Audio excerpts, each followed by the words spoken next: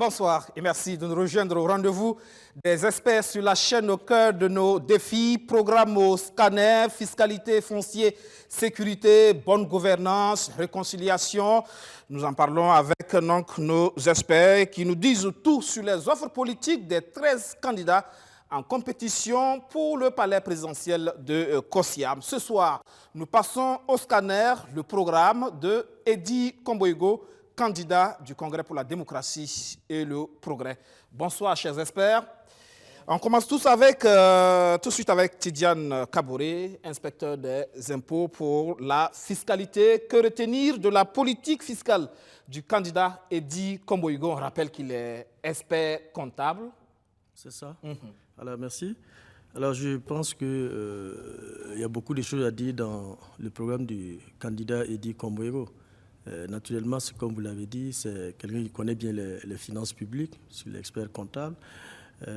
Donc il y a beaucoup d'éléments en tout cas qui rentrent en ligne de compte pour ce qui concerne en tout cas des grandes lignes qui pourront en tout cas conduire à l'élaboration d'une politique fiscale, puisque ce qu'on a ici, c'est le programme qui prend en compte des aspects fiscaux, certainement des lignes qui vont permettre en tout cas, si le candidat est élu, à produire en tout cas une politique fiscale qui pourrait effectivement être mise en œuvre en fait, durant les 5 années. Alors, ce que j'ai pu constater, c'est que le candidat a pu d'abord poser un diagnostic de ce qui ne va pas au niveau de la mobilisation des ressources. Là, il indexe la morosité de l'économie. Il indexe également aussi le manque de moyens pour les régies des recettes. Il pointe du doigt également aussi la faible capacité de mobilisation, c'est-à-dire que ça prend en compte également aussi le manque de renforcement des capacités des acteurs qui sont chargés aussi de la mobilisation en fait de ces recettes fiscales-là. Et maintenant, après le diagnostic, le candidat a proposé des actions qui seront mises en œuvre s'il arrivait au pouvoir au soir du 22 novembre. Ce que j'ai pu retenir, que le candidat propose d'entrée de jeu une vaste campagne de recouvrement sur les dettes fiscales. Les 4 premiers mois, il le met en gras dans son document. Une véritable opération. Voilà, une vraie campagne de recouvrement sur les chèques sans provision. En réalité, il fait cas justement du rapport l'enquête parlementaire sur les fraudes et les impunités fiscales. Les restes à recouvrer, voilà justement, vous avez bien compris. Et là, il donne 4 mois pour appuyer justement ces restes à recouvrer. Là, il donne un délai, donc ça dit qu'il pourrait être jugé à l'issue des 4 mois. Certainement, ce seraient des actions fortes. Des entreprises seront fermées, d'autres, en tout cas, pourront peut-être bénéficier d'un plan de règlement et tout ce qui s'ensuit. Mais là, il faut peut-être relativiser parce que là, ce n'est pas une nouveauté. Je vous disais tantôt, ceux qui sont actuellement aux affaires ont élaboré et adopté un document de stratégie de gestion des CRS à recouvrer. Et c'est un document qui est très intéressant aussi. Donc là, le candidat n'innove pas. Certainement qu'il va travailler sur ce qui existe déjà et peut-être améliorer avec sa propre touche. Voilà. Au-delà de ce volet, j'ai pu apprécier aussi l'analyse que le candidat en fait fait au niveau de la fiscalité locale. Il donne de la valeur en fait à la formalisation du secteur informel. Et là, c'est très important puisque tous les candidats en parlent déjà. C'est-à-dire que comment fiscaliser un secteur qui les acteurs en fait ne sont pas sur place, qui les acteurs sont difficilement maîtrisables. Qui échappe qui échappe pratiquement à l'administration fiscale. Donc là, le candidat en fait cas. Et je pense que c'est très important d'en parler, puisque ça, c'est logé au niveau de la fiscalité locale. Alors, au-delà de ça, le candidat fait également une mention spéciale à la fiscalité minière. Là-bas, il propose en fait, de renforcer les capacités des acteurs, des régies des recettes, pour une mobilisation accrue dans ce secteur. Il fait également ressortir une probable formalisation dans le secteur artisanal. Parce que là, il fait un clin d'œil au niveau de l'orpaillage artisanal. Vous savez bien que c'est un secteur qui rapporte beaucoup, mais en termes de fiscalité, en tout cas, le rendement est très faible. Donc le candidat, effectivement, propose de pouvoir donner des idées qui vont développer davantage ce secteur-là. Autre point également que le candidat n'a pas occulté, là je vois qu'il y a la fiscalité des portes. Pour ce qui concerne la fiscalité des portes, le candidat a pris en compte les préoccupations des citoyens, j'allais dire. Vous savez bien que beaucoup de gens critiquent le fait que aujourd'hui, plus vous achetez un véhicule qui est neuf, plus vous payez plus de droits de douane. C'est un peu l'entendement populaire que les gens ont. C'est-à-dire que, voilà, et c'est effectivement ce qui se passe aussi. Quand vous payez un véhicule qui est moins âgé, vous allez payer en fait plus parce que la valeur, effectivement, en douane, voilà, sera très élevée. Naturellement, vous allez payer. Donc, le candidat propose quand même quelque chose là-bas. Il dit que, bon, voilà, des nouveaux textes seront élaborés pour réglementer le domaine en prenant en compte l'âge des véhicules et le respect des normes environnementales. Et il dit que certains acteurs pourront bénéficier davantage des exonérations douanières. Je pense que c'est très important le fait déjà d'en parler. C'est vrai que c'est le seul point qui concerne la fiscalité des portes. Ça dit que, bon, quand même, il s'est dit que de plus en plus, beaucoup de Burkinabés aspirent à rouler en 4 roues.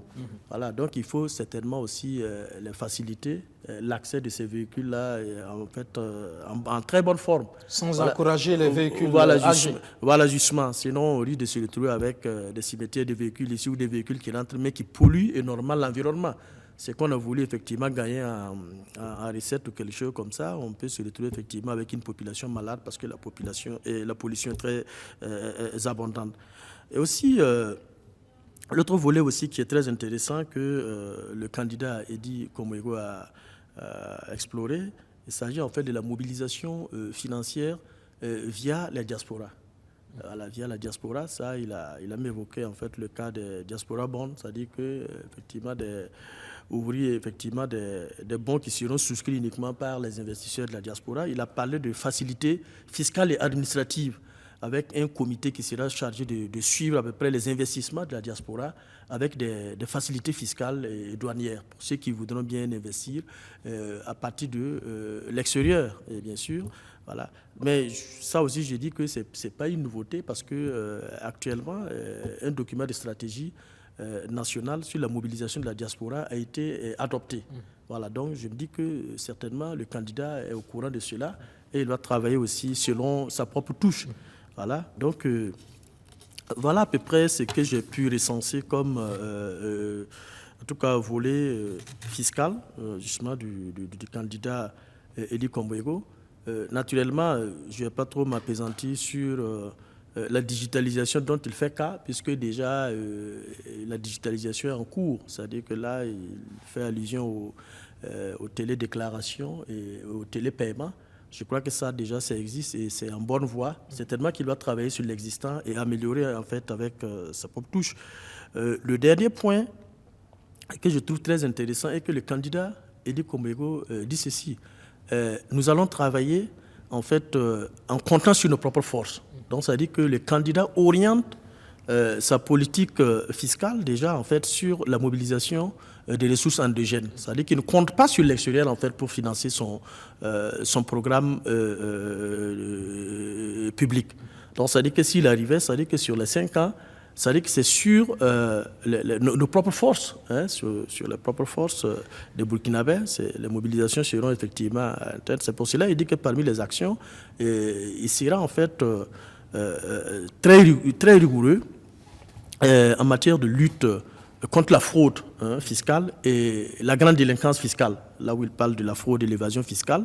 Je trouve que ça, c'est un élément qui est très intéressant, le candidat même va jusqu'au bout en disant que la lutte contre la fraude et la délinquance fiscale, selon ses estimations, va générer plus de 1 000 milliards sur les 5 ans. Et ces 1 000 milliards, justement, vont servir à financer le secteur informel et ce qui s'ensuit. Et je pense que c'est vrai qu'il n'a pas dit comment il a quantifié ces 1 000 milliards. Mais bon, je pense que déjà le fait de dire que... C'est déjà le budget. Voilà, c'est déjà... Bon, 1 000 milliards, c'est quand même énorme. Mais certainement que, bon, comme ce sont des grandes lignes, ce sont des actions fortes qu'il a dégagées, certainement que, voilà, justement, la mise en œuvre certainement pourrait, par exemple, aboutir, par exemple, au renforcement des conventions fiscales internationales, notamment en termes d'échange de renseignements, en termes de comment on appelle ça, d'échange automatique de renseignements aussi, ce sont ces deux volets aujourd'hui sur lesquels il faut actionner aussi par moment pour pouvoir en fait rapatrier l'argent en fait qui se retrouve à l'extérieur de façon irrégulière. Donc certainement que en tant qu'expert comptable, il voit déjà ces éléments-là, mais il préfère justement rester sur les grandes lignes. Mais en tout cas, la modalité pratique, moi, je pense que ces éléments-là peuvent en ressortir. Je pense que c'est quand même ce sont des éléments qui sont très intéressants. Bon. Tous les éléments, en tout cas, qui concourent à la mise en place d'une vraie politique fiscale existent dans le document du candidat Edy Komboigo. De mon point de vue, c'est très intéressant. Voilà, tout sera dans l'audace. Oui, c'est la mise en œuvre. Oui, c'est le courage dans la mise en œuvre et aussi l'accompagnement. Comme il a dit d'entrée des jeux, qu'il faut, ça je pense qu'il fait déjà un clin d'œil au syndicat du ministère de l'économie et des finances, quand il dit qu'il va mettre le dialogue en avant pour pouvoir préserver les intérêts des travailleurs et préserver aussi les intérêts des entreprises qui doivent produire la richesse. Ben, tout le monde sait que c'est le seul ministère quand ils sont en grève, les gens n'arrivent pas à se faire payer au trésor, les gens n'arrivent pas à... Voilà, justement, donc je crois que... Comment on satisfait ces deux entités justement, comment on satisfait justement. Donc je pense que déjà, parce que je crois que lui-même, à l'époque, si vous vous souvenez, c'était à travers la presse, j'avais suivi, quand les journalistes lui avaient posé la question comment il voyait la situation au niveau du ministère de l'économie et des finances, parce que là, ça commençait à se gripper. Il a dit non, je crois qu'il avait répondu simplement à la presse en disant que quand nous allons avoir le pouvoir, nous, on saura comment gérer cette affaire de fonds communs. Voilà. J'étais un peu curieux de voir peut-être que des lignes qui ressortent, et même pour l'UTS aussi. J'allais en venir. Est-ce qu'il en parle clairement? Non, l'UTS, il n'en parle pas, sauf... là où il dit qu'il mettra en avant en fait le dialogue, le dialogue au centre de sa gouvernance avec. Je crois que Siaga pourrait certainement revenir, comme c'est une question de gouvernance, mais je pense que ce qui concerne l'UTS, ça, il n'en fait pas cas expressement. Je pense que pour ce qui concerne la fiscalité domaniale et foncière, l'expert Darga est là, il va s'en occuper. Mais je pense que tous les éléments y sont. Ce que j'ai certainement pu observer comme faiblesse, c'est le fait que le candidat Edy Komboigo ne quantifie pas. Pour un expert comptable, on ne doit pas le pardonner pour cela. Il aurait pu quand même quantifier effectivement le coût du programme. Et aussi sur les 5 ans, au cas où il serait élu aussi, qu'on ait une visibilité sur ce qui pourrait être mobilisé par an et par exemple le taux de pression fiscale visé à la fin de son mandat. L'investissement aussi.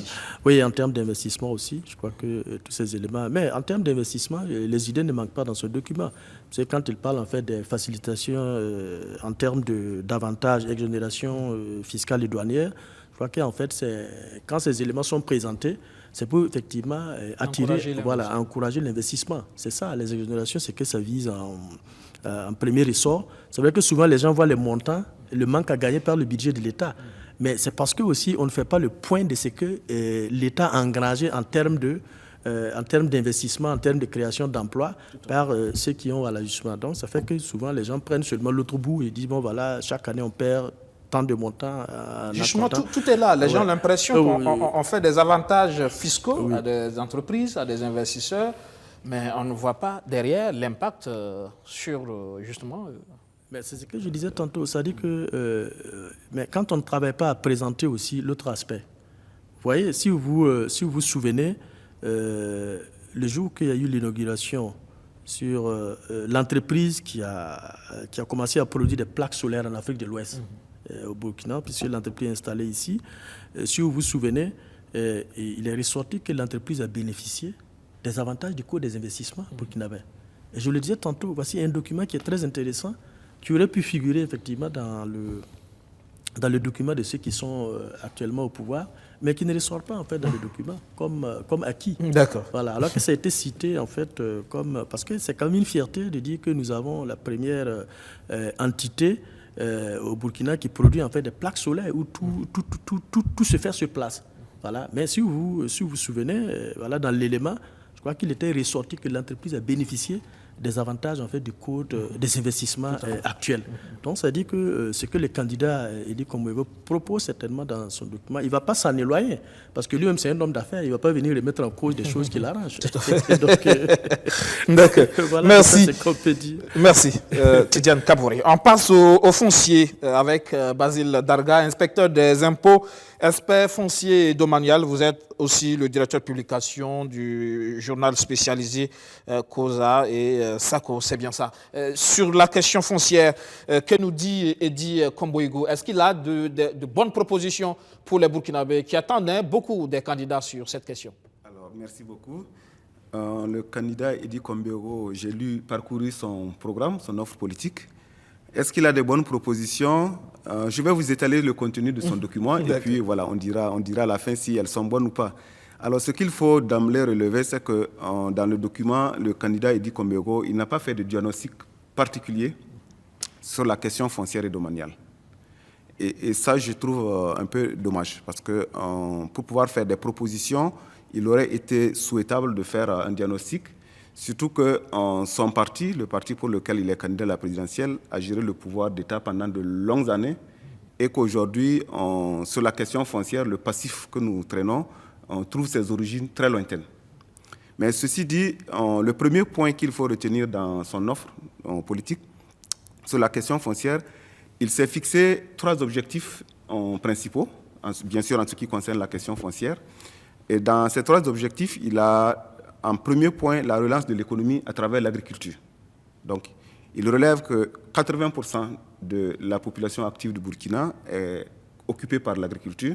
Donc, il est conscient que l'agriculture est un élément essentiel pour la relance de l'économie.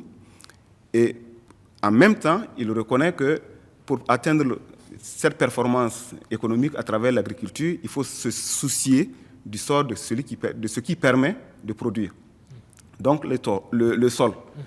Et de ce point de vue, il a mis un accent particulier sur le foncier rural. Voilà. Donc, dans son document, il met en évidence de façon claire que le foncier rural est une préoccupation pour lui, parce qu'il voudrait passer par l'agriculture pour la relance économique. Voilà. Alors, qu'est-ce qu'il entend faire du foncier rural? Parce que c'est là, je trouve que ses offres sont insuffisantes. Il n'a pas dit exactement ou avec précision qu'est-ce qu'il entend faire de ce foncier rural. Est-ce qu'il veut revoir le cadre juridique? Est-ce qu'il veut revoir le cadre institutionnel? Ou bien il veut organiser autrement? J'ai eu de la peine pour le découvrir dans son document. Mais ce qui est essentiel de retenir, c'est qu'il fait du foncier rural un enjeu important pour son programme.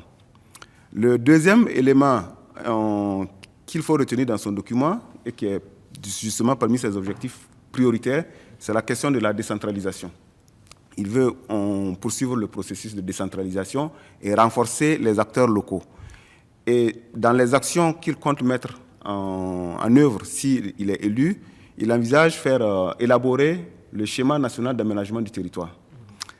Alors, le schéma national d'aménagement du territoire, comme on dit, c'est un document de planification nationale, mais il ne se concentre pas uniquement sur la question foncière, il est de portée plus large. Donc, il faut aller un peu plus loin dans les offres du candidat pour découvrir qu'en fait, il ne se contente pas du schéma national, mais il veut aller aux schémas locaux, aux schémas sectoriels, qui appréhendent de façon plus précise les matières qui vont être, comme on appelle, discutées au niveau local pour permettre à la décentralisation de jouer pleinement son rôle. Donc, bien entendu, sur cette question de schéma sectoriel, je vois qu'il va s'occuper, par exemple, à la répartition des espaces, à la question de la répartition et la vocation des espaces. À savoir que lorsque l'on prend une région, lorsque l'on prend une province, oui, on descend à l'échelon inférieur encore à la commune rurale, quels sont les espaces qui vont être réservés à l'agriculture, quels sont les espaces qui vont être réservés à l'habitation et quel est l'espace qui va être réservé à la réserve pour que, voilà, en cas de réaménagement, on puisse s'offrir des espaces supplémentaires. Donc, je pense que sur ce deuxième point, il doit encore aller effectivement plus loin. Au lieu de rester au niveau national, il faut qu'il précise davantage dans son offre les schémas sectoriels et les schémas locaux qui vont lui permettre d'asseoir une décentralisation plus efficace. Son troisième objectif qu'il entend bien se livrer, c'est la garantie de la sécurité foncière. Alors sur cette question, je l'ai lu, j'ai été accroché lorsque j'ai lu le titre, garantie de la sécurité foncière. Alors, je m'attendais à ce qu'il déroule les mécanismes par lesquels il va garantir cette sécurité foncière, cette sécurité de jouissance à la population burkinabé, les instruments juridiques qu'il va utiliser pour garantir. Mais là, je suis resté sur ma soif, parce que plus loin dans le document, on n'arrive pas à identifier par quel mécanisme il va assurer cette sécurité de jouissance, cette sécurité foncière à la population. Et les outils ne sont pas clairement identifiés, et encore moins les moyens par lesquels on va atteindre cette sécurité foncière.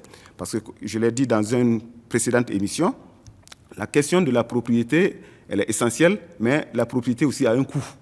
Donc, vouloir garantir la sécurité foncière aux citoyens, ça suppose qu'on a évalué le coût et on a évalué les mécanismes juridiques par lesquels on va sécuriser le foncier. Donc, là-dessus aussi, je trouve qu'il est resté un peu évasif, sans aller dans les profondeurs. Donc, voici les 3 objectifs que l'on retrouve dans son document, avec 3 actions phares.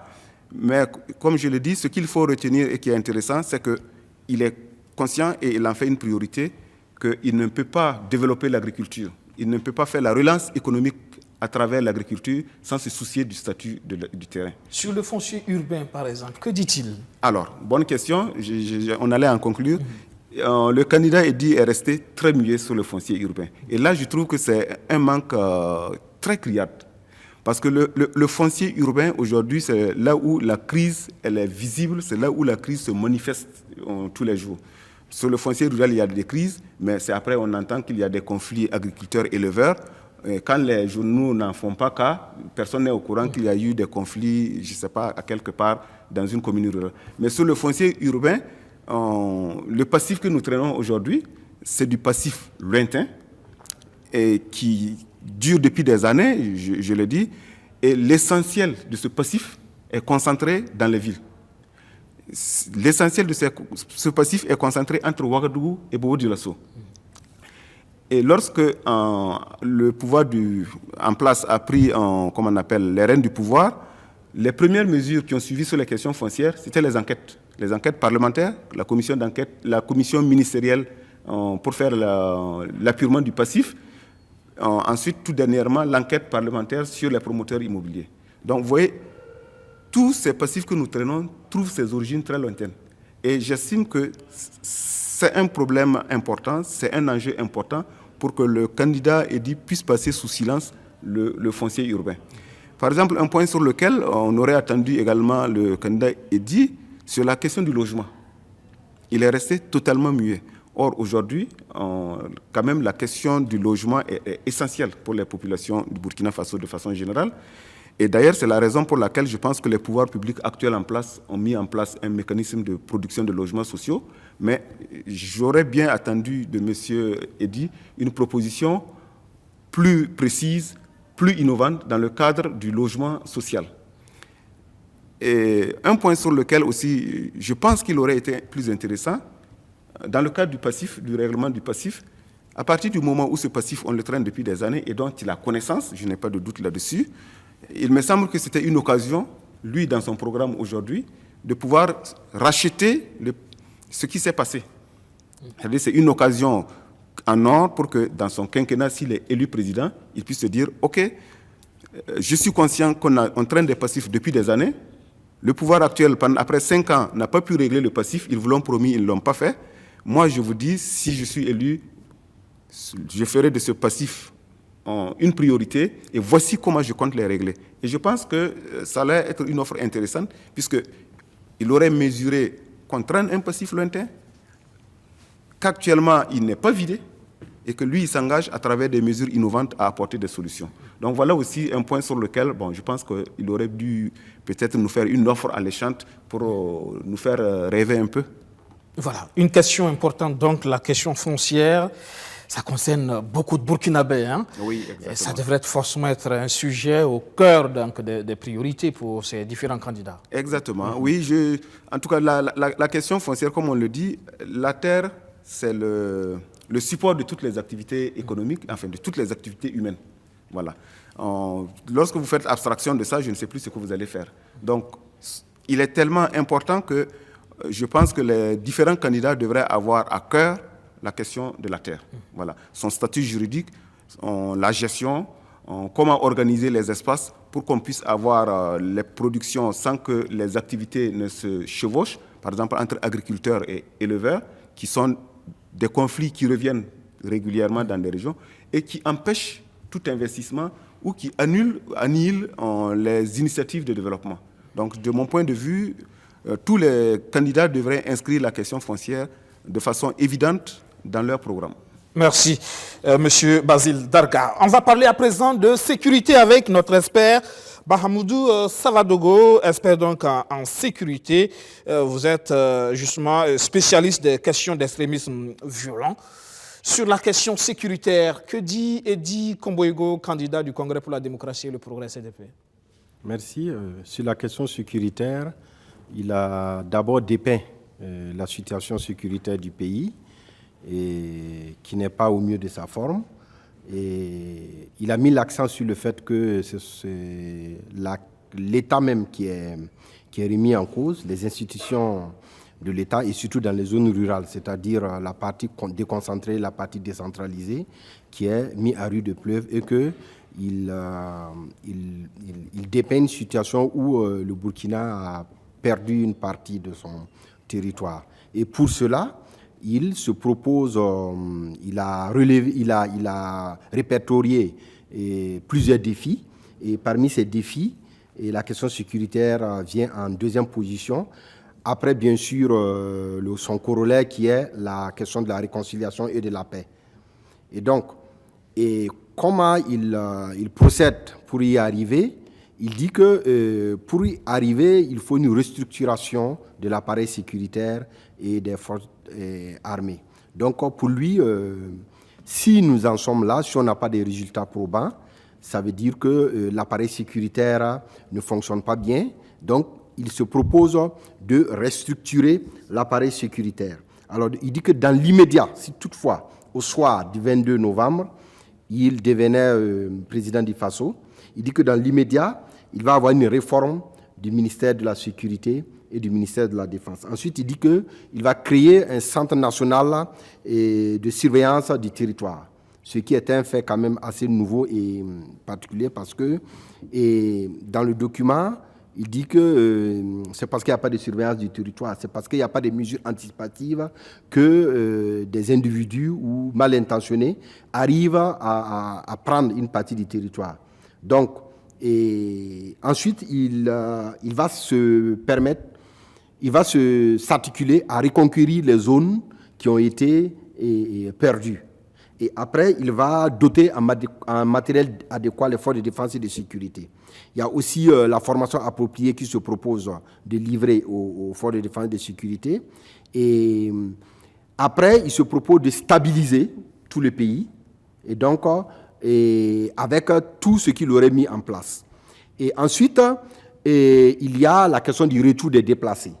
Il en fait aussi une priorité. De toutes ces actions, voilà, il dit que toutes ces actions vont se faire avec le concours des pays côtiers et le concours du G5 Sahel. Donc, dans son approche, il dit que le mieux à faire, c'est que de collaborer avec les autres pays et surtout les pays côtiers. Je trouve que c'est quand même bien vu parce que les pays côtiers aujourd'hui, comme je l'ai dit précédemment, constituent effectivement une source de financement même pour les projets et aussi pour renforcer la capacité opérationnelle du G5 Sahel. Comme je l'ai dit, c'est des pays qui drainent des bailleurs de fonds. Et donc, si ces pays sont impliqués dans la lutte, ça permettra effectivement d'en arriver à bout. Et aussi, l'une de ces mesures majeures et assez atypiques propres à lui, il dit qu'il va rentrer en négociation avec les groupes rebelles. Donc, il précise des groupes rebelles. Il n'a pas parlé de groupes terroristes. Donc, ça veut dire que dans son diagnostic qu'il a fait, il a fait une différence entre les différents groupes, effectivement, qui écument le Burkina Faso. Puisque, à l'intérieur de ce fourre-tout, où on met de ce fourre-tout de terrorisme, sûrement qu'il a fait une décantation en disant il y a des groupes rebelles, il y a des criminels et il y a des groupes terroristes. Donc, il identifie ces groupes rebelles et il négocie avec ces groupes rebelles. Effectivement, je pense que ça fait partie d'une des solutions qui pourra être concluant et qui pourra peut-être amener la stabilité, parce que effectivement, négocier ne veut pas dire capituler. Et aussi, négocier permet de comprendre et rentrer plutôt en contact avec ces groupes aussi permet de comprendre quelles sont les intentions et aussi permet de faire un bon diagnostic pour savoir qu'est-ce qui n'a pas marché et pourquoi des Burkinabés prennent des armes contre des Burkinabés et pourquoi des Burkinabés sont permissibles à cette violence. Donc, c'est en gros résumé son offre sécuritaire que je dirais qui est assez bien ficelée, mais il n'est pas rentré dans des détails approfondis. Comme toujours, sur la question sécuritaire, secret défense, peut-être. Donc, si on résume, il y a cette approche qui est l'anticipation à travers cette nouveauté dont vous parlez, la surveillance du territoire, anticiper sur l'activité des groupes terroristes, pour déjà se préparer à apporter la réponse aussi, parce qu'on a constaté justement que nos forces de défense et de sécurité sont régulièrement pris de façon surprise par moment. Apparemment, l'ennemi, on ne le voit pas toujours venir. Oui, effectivement, c'est primordial d'avoir une maîtrise du territoire, surtout les zones où on sait que l'ennemi pourrait venir. Alors, pour avoir cette maîtrise du territoire, effectivement, il faut des moyens adéquats. C'est-à-dire, il faut des appareils, il faut des satellites, il faut surtout des avions de reconnaissance. Le ministre de la Défense, justement, a annoncé que, justement, à ce niveau, il y a eu des acquisitions par rapport à cette question de surveillance au niveau aérien, justement. Oui. Et aussi, il y a la question humaine qu'il faut prendre en compte, c'est-à-dire impliquer les populations, surtout les populations frontalières, et qu'ils prêtent main forte aux renseignements et qu'ils prennent main forte aux forces de sécurité afin de pouvoir anticiper sur d'éventuels mouvements de ces groupes terroristes-là. Pour moi, effectivement, c'est une très bonne stratégie parce que dans la lutte contre le terrorisme, si vous n'avez pas de mesures anticipatives, si vous n'arrivez pas à dévancer la stratégie de ces groupes-là, forcément, vous allez subir. Vous êtes dans la réaction. Oui, vous allez subir forcément parce que un acte terroriste, il faut l'empêcher qu'il se produise. Dès qu'il se produit, minime soit-il, il y a forcément des conséquences psychologiques, matérielles et physiques sur la population. Et effectivement, c'est en pleine campagne électorale qu'on apprend justement cette attaque à Tinakaf, malheureusement. Malheureusement, nous nous sommes trouvés confrontés à un drame parce que perdre un certain nombre de nos soldats, et je pense que c'est quand même assez fort négativement. Et nous savons que cette situation l'escalade est en train de monter, et il est à prévoir que plus nous allons nous approcher de l'échéance de la campagne et des élections, plus la violence va monter. Et d'autant plus que c'est une période favorable pour ces groupes terroristes-là. Et favorable pourquoi? En termes de mobilité et en termes de reconstruction de leur dispositif sécuritaire, puisque par cette période-là, nous nous rendons compte que tout le monde est focalisé sur le bon déroulement des élections et sur la sécurisation des élections. Et paradoxalement, du côté du Mali, on se rend compte que, effectivement, eux aussi, ils ont d'autres préoccupations que de la surveillance de leurs frontières de leurs frontières côté Burkina. Justement, quand on sait aussi que les forces de défense et de sécurité sont aussi mobilisées dans le cadre justement de la sécurisation de ces élections. Alors, on va parler à présent de gouvernance selon Eddy Komboïgo avec Siaka Koulibaly, analyste politique. Siaka, encore une fois, bonsoir. Qu'est-ce qu'il nous dit, Eddy Komboïgo, sur ces questions de gouvernance, de promotion de valeurs, d'exemplarité, de train de vie de l'État, de lutte contre la corruption, de réconciliation nationale? Que nous dit-il? Oui. Alors, le candidat Eddy Komboïgo, dans son programme, il commence par une méthodologie où il fait l'état de la nation. C'est le point sur lequel il revient un peu sur l'historique depuis les années 60 jusqu'à aujourd'hui, et en mettant en avant la période de la 4e République, donc géré essentiellement par Blaise Compaoré. Et très clairement, dans son programme, il se réclame de l'héritage de Blaise Compaoré. Donc, d'un point de vue politique, il campe son action politique dans l'héritage de Blaise Compaoré. Il fait un diagnostic, donc, qui finit par lui permettre de dégager 21 défis qui couvrent l'ensemble des secteurs de développement et aussi de souveraineté. Et c'est à partir des 21 défis qu'il arrive à dégager des lignes d'action et qui sont essentiellement ses propositions. Pour lui, la priorité des priorités, c'est la réconciliation nationale qu'il entend mener pour ressouder le tissu social.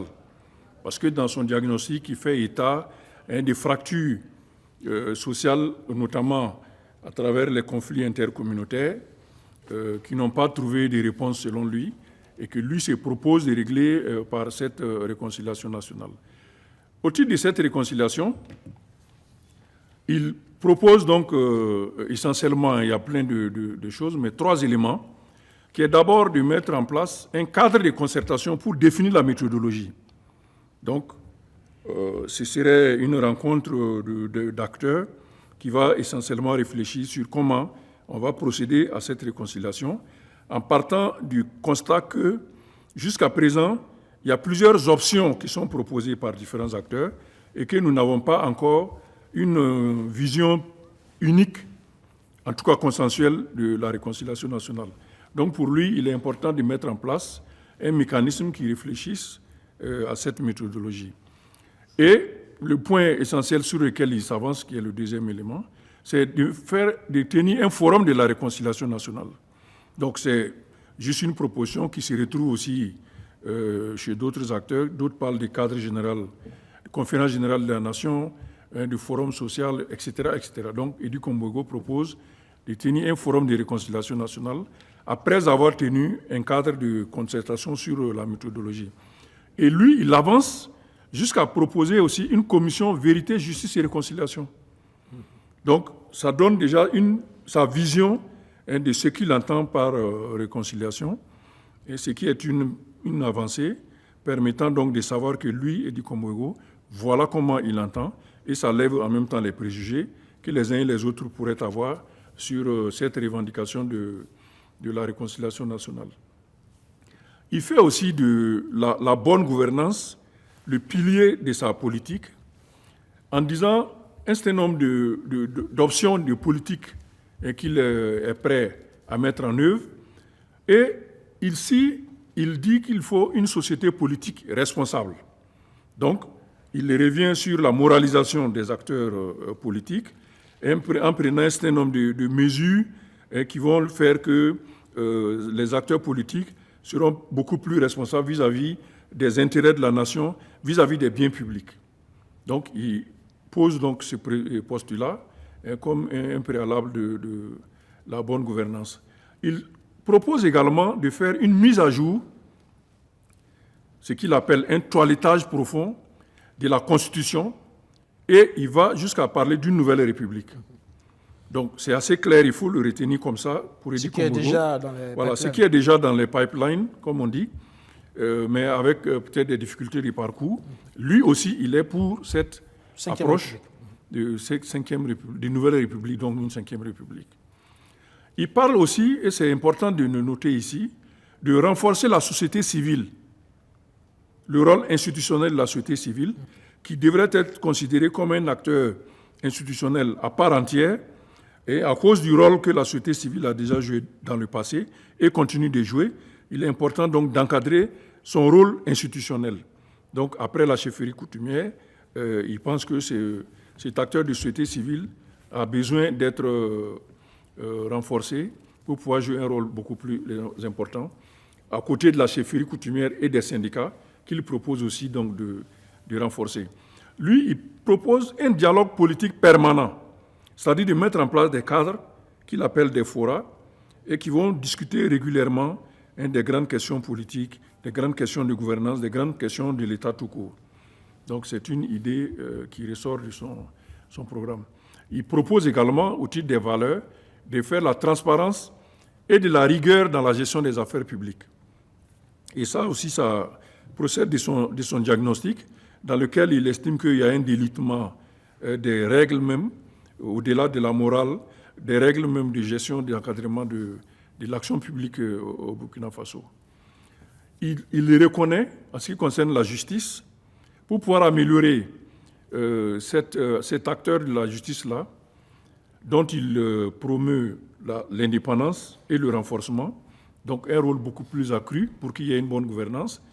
Il s'accroche et il reconnaît le pacte des renouveaux de la justice de 2015. Donc cela veut dire qu'il ne fait pas de ça une religion politique où il rejette ces pactes-là. Il reconnaît le pacte et il pense que les actions qui sont prévues dans le pacte des renouveaux sont importantes et il faut les mettre en œuvre. Pour cela, il faut améliorer la formation des acteurs de la justice et renforcer les infrastructures de justice et surtout l'organisation de la justice. Donc il y a un ensemble de propositions comme ça que Edy Kombuego avance pour pouvoir améliorer l'acteur de la justice. Il dit, et c'est là où je trouve que son programme comporte un point faible, c'est au niveau de la décentralisation, où Edy Kombuego met en avant des propositions sur la déconcentration. Donc il propose de renforcer la déconcentration au niveau donc, du territoire. Pour lui, c'est la déconcentration qui va permettre de régler les problèmes d'autorité de l'État et de maîtrise du territoire. Donc, ils sont des éléments dont il fait quand il parle du diagnostic sécuritaire, du diagnostic social, du diagnostic intercommunautaire, etc. etc. Alors que dans la mouvance où on se trouve aujourd'hui, nous avons un processus de décentralisation qui est déjà en cours, qui a déjà un cadre légal et qui connaît des difficultés de parcours. Donc, si on met l'accent sur la déconcentration, automatiquement, et c'est comme les vases communicants, plus de déconcentration, moins de décentralisation. Donc, je considère que cet élément, s'il n'est pas mieux étudié et travaillé, peut constituer une faiblesse donc, pour son programme. Parce qu'il met l'accent plutôt sur les schémas directeurs, qui sont des éléments importants, mais qui doivent juste servir, à mon avis, de cadre général de l'action des territoires et que chaque territorialité puisse elle-même gérer son territoire et pouvoir en tirer les ressources qu'il connaît. Au niveau de la fonction publique, il reconnaît le caractère pléthorique et il évoque le poids budgétaire de la fonction publique. Est-ce qu'il pense que les effectifs sont pléthoriques? Il pense que les effectifs sont pléthoriques et sur ça, il s'appuie sur le rapport avec la norme communautaire.